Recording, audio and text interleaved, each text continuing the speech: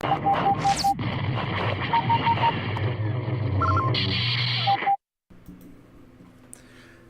what's going on, everybody, and welcome back to Din Transmissions. Today, we're going to be talking about episode 4 and 5 of Skeleton Crew. And before we kind of get into that, I just want to say I hope you guys had an awesome holiday season. You know, whether you celebrate Christmas or Hanukkah or anything that you celebrate, I hope you got some cool Star Wars stuff. Definitely let me know down below what you got. I got two Boba Fett figures, Black Series. I'm not going to say which ones quite yet, just because I might do an unboxing video for you guys, so keep that a little under wraps. But I also got a GoPro, so cool thing about that is maybe I'll start shooting them for Den transmissions, but definitely a lot more vlogs and like if I do like Star Wars props, like creating props and things like that, it'll be really good for showing you guys like the process of making, like, you know, for instance, I want to do this helmet. I started this helmet a while ago. There's still a lot to go with it, and I think it'd make for a cool video. So a lot of stuff like that. Traveling to Japan this upcoming year for Star Wars Celebration and doing a huge Japan vlog. So it's going to be fun. I'm super excited what I got, and I'm overjoyed to hear what you guys got too. So definitely hit me up in the comments down below or in the chat if you're watching this now. But yeah, let's get into some Skeleton Crew, man. So I'm going to switch to my smaller screen, and we're going to go over some of these screenshots that I've taken. Okay, so the first one.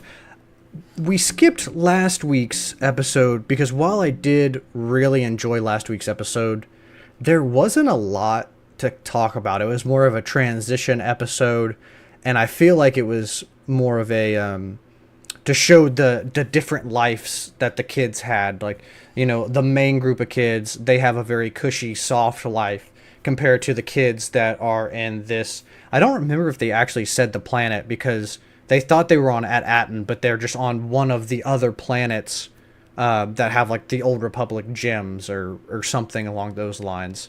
So it's interesting to see the two deviations between the two kids. One's more of a warrior, and the other one is, you know, like I said, they live like a cushy life. They don't know how to fight. They don't know how to do. They're not strategical. They can't do like a million flips that one like French like leader chick did. She was slipping and sliding all over the place. It was so funny. It's cracking me up because she'd just like run and she'd do like a backspin or something like that. And I was like, you know what? I was like, that's over the top, and I don't know why the heck they would do that. But kids do weird shit like that all the time. They're just like, look what I can do, and like show off. So I feel like it really made sense. But this episode gave me a lot of Fallout vibes. So I took a picture of this right here, of the statue of the overseer or whatever hierarchy that this person was, and it gave me a lot of vibes of Fallout New Vegas. And if you guys haven't played Fallout New Vegas, there's a statue of an NCR trooper, and here, let me show you if I can flip it over. NCR and the oh man, why I'm blanking on the name of the other. It's like the Las Vegas Strip and the NCR joining hands and showing like camaraderie. It really gives me those style vibes. And then you get little. This is Little Lamplighter in Fallout 3, and it's basically this giant cave that is run solely by kids. Like, adults aren't allowed. They don't trust outsiders. And while it's not the exact same as the planet that we're on, it still gives me that sort of vibe where like the kids are kind of the leaders. They send the kids out to do a lot of the work on this kind of like pirate ridden planet.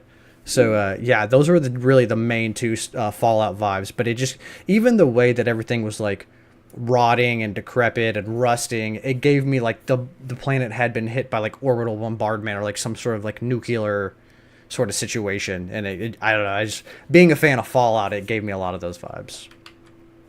Yeah, and then you see like, I really like, one, the armor's cool that I like that it's like, it's probably like guards armor from like their planet, because like it doesn't look really Mandalorian. It doesn't look like a stormtrooper or anything like that. It just looks like a standard kind of like militant, almost like you know, when we go to the Clone Wars and they're on Mandalore, kind of like the Mandalore guards a little bit.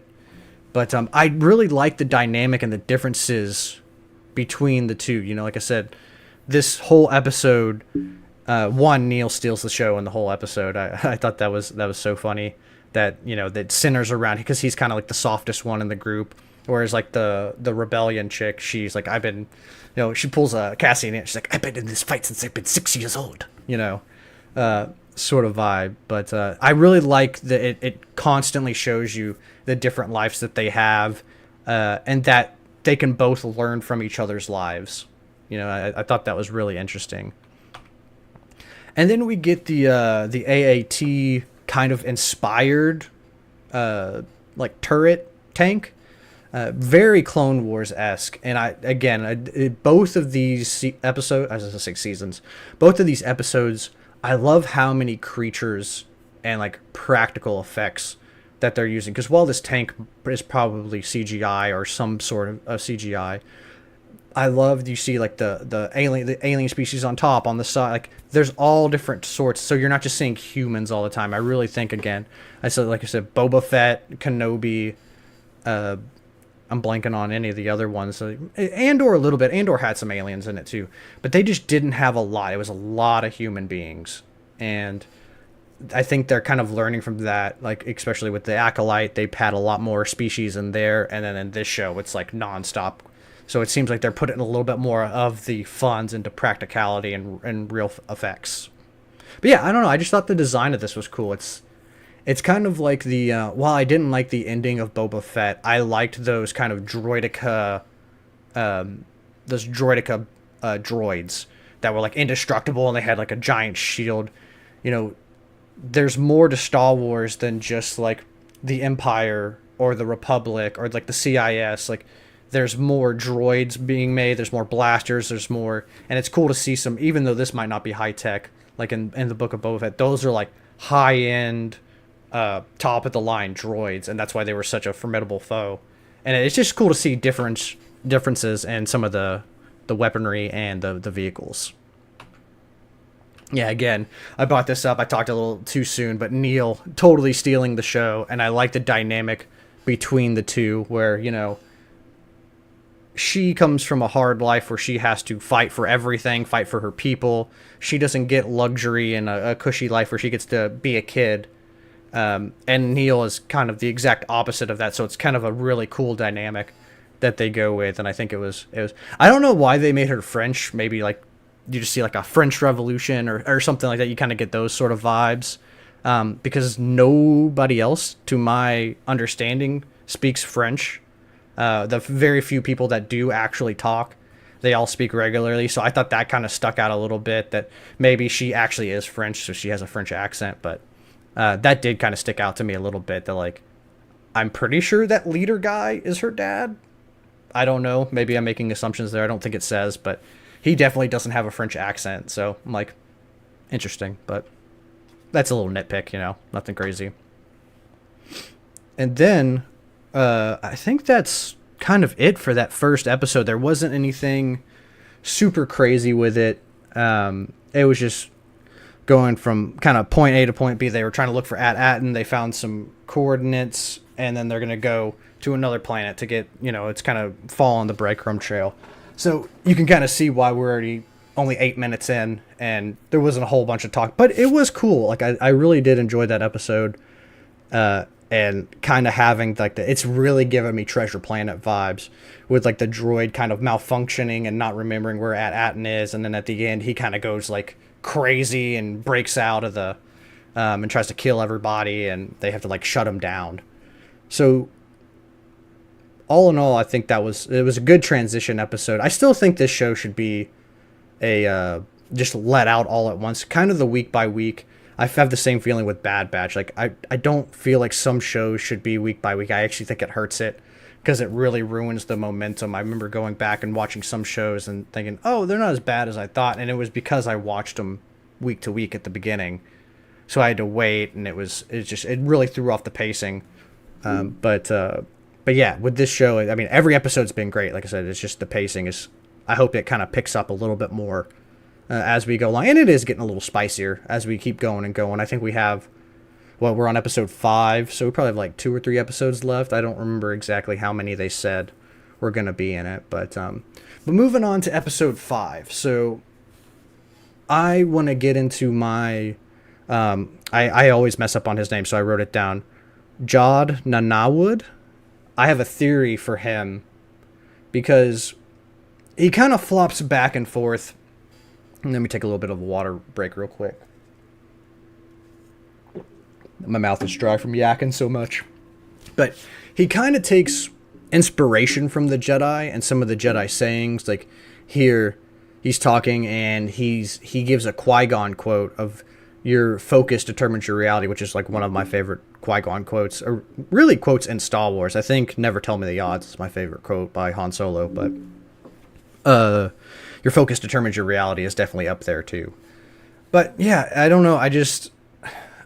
My theory is that I think he is a child of the path, and the path was talked about in Obi-Wan, where Tala, and they even drop Quinlan Vos in there. They're guiding force-sensitive individuals and like essentially hiding them from the Inquisitors. And I think that Jode could have run into Quinlan, and Quinlan is a little bit loosey-goosey. He's like a spy. He turns to the dark side. He comes back. Like there's a lot of complexity with Quinlan Vos, but he's a very like loose and not by the books Jedi. He kind of in the Clone Wars, he has a very like hippie mentality and not really strict like the Jedi is, because like even Jode is talking about attachments and how they don't serve him any purpose. Like they're actually hurting him, and in a pseudo way, that's pretty much what the Jedi teach. Is that you have to that's what Yoda says to Anakin in Revenge of the Sith. You have to let go of everything you fear to lose. And it goes into a whole bunch of books, whole bunch of movies. They talk about attachments and how they're not good because they can send you down the path of the dark side. Now, he kind of says it in his own way, but it gives me Quinlan Vos vibes. And if he's a child of the path, then that means he maybe, hopefully, bumped into Quinlan. So I think that's why he's like, oh, I'm not a Jedi, but I know how to like use the Force. Because maybe while Quinlan might have not been his master, I don't know if I want him to like be his master, but like maybe gave him some guidance to survive in the world, because it seems like Jode has a lot of aliases.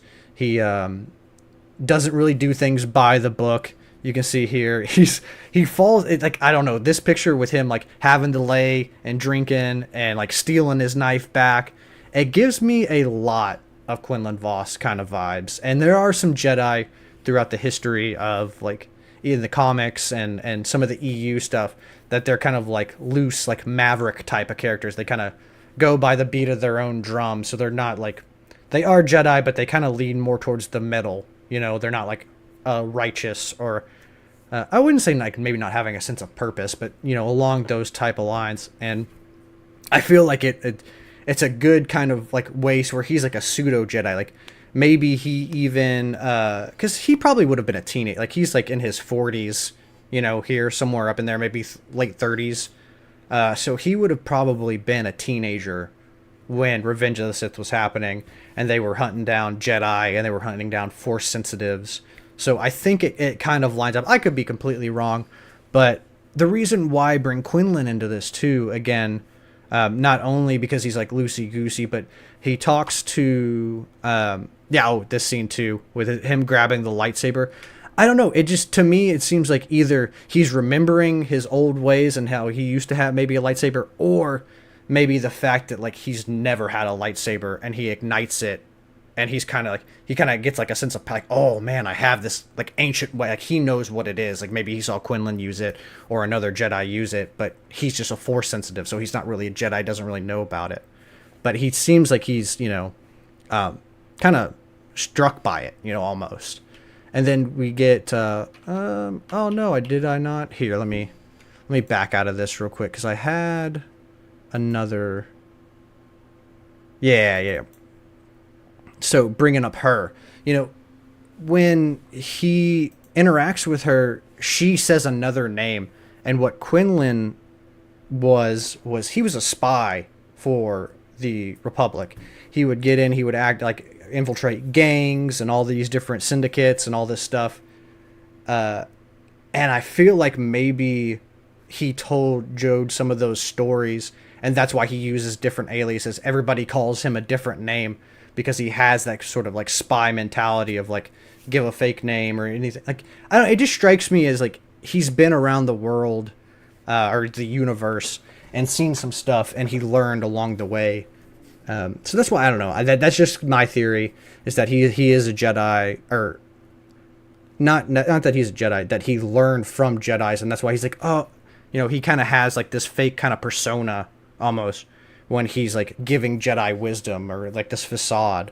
So that's why I think it's perfect for him to be kind of a child of the path, instead of an actual. He's force sensitive. He can do all this stuff, but he doesn't really know the Jedi teachings. He just pseudo knows it from maybe Quinlan or another Jedi helping out with the path. And that's kind of my theory behind what Jode Nanawood is.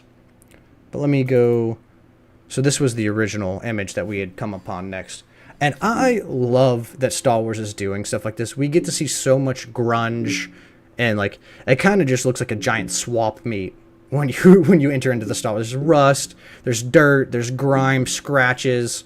Nothing's pristine. So when they do give us pristine stuff, it's giving me a lot of like Solo vibes with Dryden Voss and his like pleasure yacht, that comes in.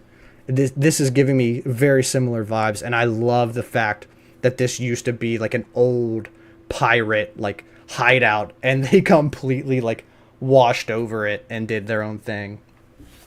Hey, Nick, what's going on, man? Appreciate you popping in. I like that, your Jode theory. I mean, hey, thanks, man. I don't know. I was thinking about it today, and I don't know, man. He strikes me as a Quinlan guy. He strikes me, but like not enough to where like Quinlan was his master, but maybe Quinlan told him some stories, or like since he was force sensitive, maybe he was in a group of people that he was more force sensitive than like all the other like individuals. So maybe Quinlan bestowed some knowledge on him or something like that. But I'm glad you like it.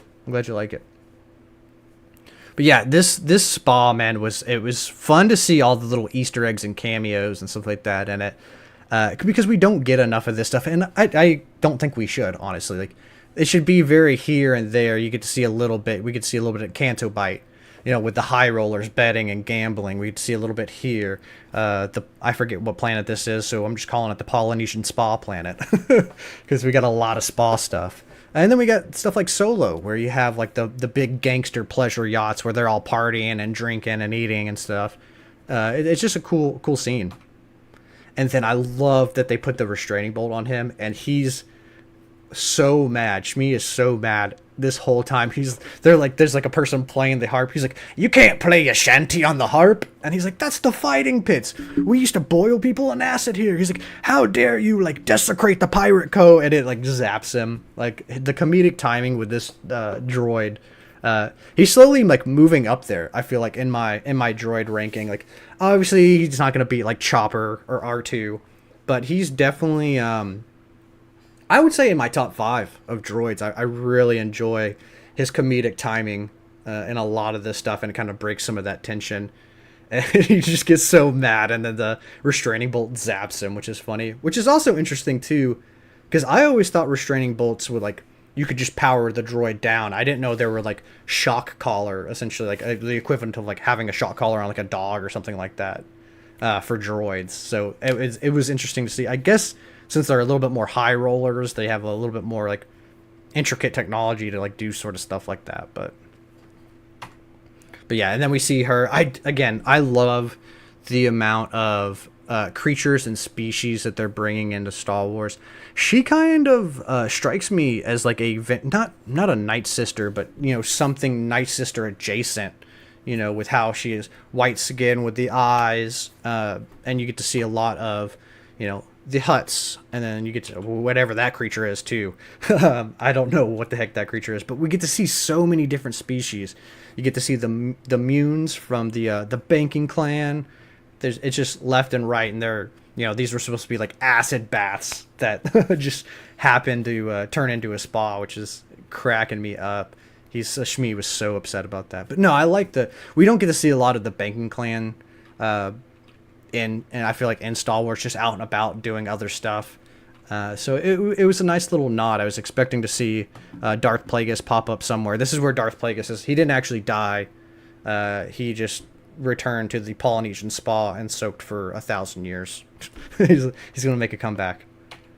But yeah, again, and then like whatever the hell this creature is, I don't know. It looks cool as hell. I like that he has like a little like spike ball on his arm, that like cracks and like they can get in and start solving the puzzles like in Goonies and stuff like that. But yeah, tons of freaking creatures, man, loaded, and I appreciate the show just really on that principle too. Like even if the show was bad, like, which it's not, but if it was bad, like, I love the amount of detail that they're putting in the behind the scenes sort of stuff, and bringing some, some digital, like this is obviously digital, but also some practical effects too. So,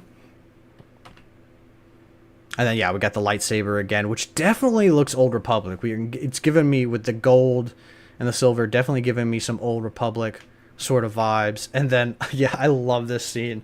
I love that it keeps reminding us that these are just kids. They're not some Jedis. They're not anything. They're just kids who've had a cushy life. And him opening up the lightsaber upside down is totally something I could see like a 10-year-old doing. Just not knowing, like, the badass moment, getting ready to face down against Jode for calling like treachery, or not treachery, like one-on-one challenge. And just, I like how it hits the ground and then it instantly like ricochets out of the way. And that, now that I'm thinking about this too, it's interesting because I always had assumed that if you had a lightsaber and you dropped it straight down, it would just continue to sink. Like, I don't know if you guys watch Rick and Morty, but there's that one episode where Morty has a lightsaber and he just drops it straight down and they're trying to like climb down and grab it. But this one seemed to have bounced, and I'm wondering, like, obviously I'm trying to go full nerd here, and try to explain something that's in a fantasy world that's not supposed to make sense. Like, there's fires in space, explosions and sounds, but like, I don't know. I just wouldn't have expected it to bounce like that. And I didn't obviously check the floor after. Maybe I'll go back and watch it when it's all said and done after this, but I don't know if it leaves any marks, but it's just kind of weird how it doesn't melt the floor or anything. Maybe it was just a one-off or something, but yeah, I don't know. That's above my pay grade in the scientific community knowledge, but it was interesting to see him bounce. Very funny moment for sure. When I saw that, the cover tech wheel on the end of the saber, I was like, ooh, no. Yeah, it's he got a little too excited for this one. That's for sure. He didn't plan. But I guess if you don't even know what a lightsaber is or how to hold it, like, either side could kind of look like it's supposed to light up. I guess the trick is if you're gonna light a lightsaber and you don't know how to use it, hindsight, turn it to the side, right? So it's got to come out one way or the other, and it can't come down. Just stick it out in front of you, and it like pull the Darth Maul, pull the Darth Maul mode. But yeah, I think that's really it. Yeah, that's my. Let me pull it back up. Like I said, there wasn't a crazy amount to talk about with this episode. We're only like 23 minutes in. This might be the shortest Den transmissions or anything Den related.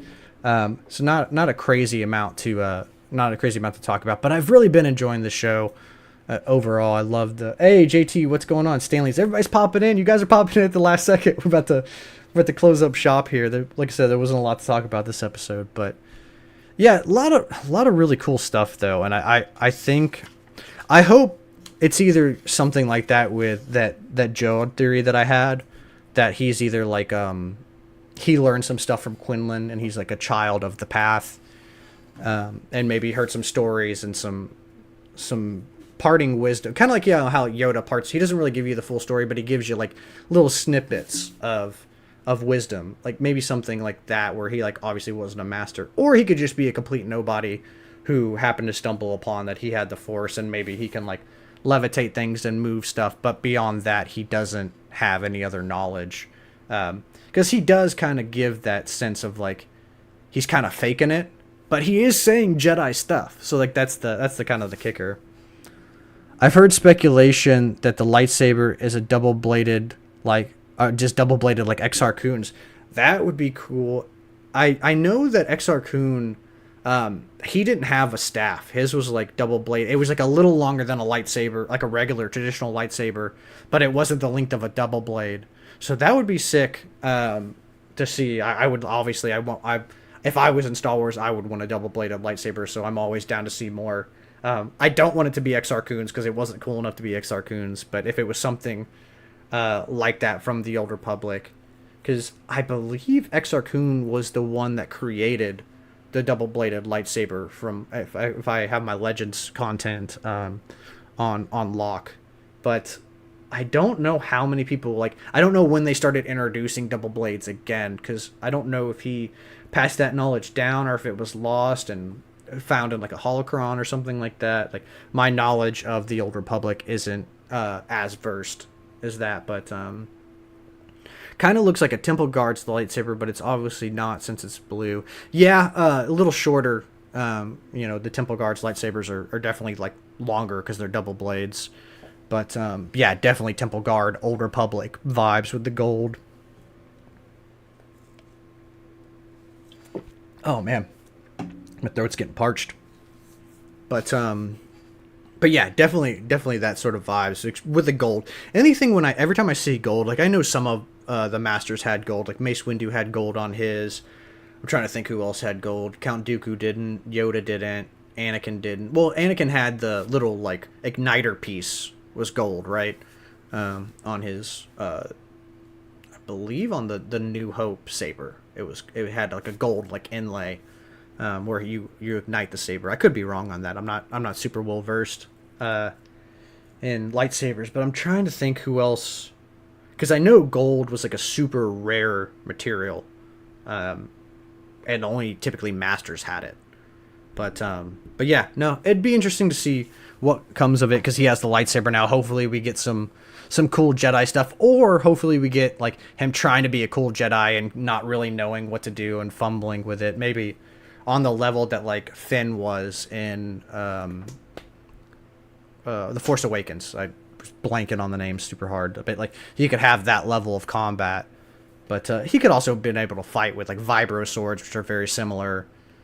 Being a pirate, or vibro blades, I guess would be the correct thing. But yeah, not a crazy a lot going with this week. But I'm excited. I wanted to come on and because we missed last week and talk about this. I was with friends and family, and episode 3 didn't give us while awesome, didn't give us a lot of content. So I'm excited to do these every week and talk with you guys. A lot of cool stuff planned down the road with that helmet that I had pointed out, and I have a few projects that I want to get to this year. So lots of edited content coming your way, lots of more lives. Even after Skeleton Crew, I have some games that I want to play, maybe play like The Force Unleashed or something like that, and just some old school games that people haven't seen a whole bunch of, and just a lot more fun content. So thank you guys for watching. Wow, this is literally the shortest I think live that I've ever done. We're at 28 minutes, but thank you guys for popping in and hanging out. I appreciate you. I hope you're having a great time with your friends and family if you're still celebrating the holiday season. If we don't talk, what is today? Today's the 28th. If we don't talk before Wednesday, which I might do a live, might not, I don't know. I hope you have a great new year and a great start to next year. And as always, thank you for watching, and may the Force be with you.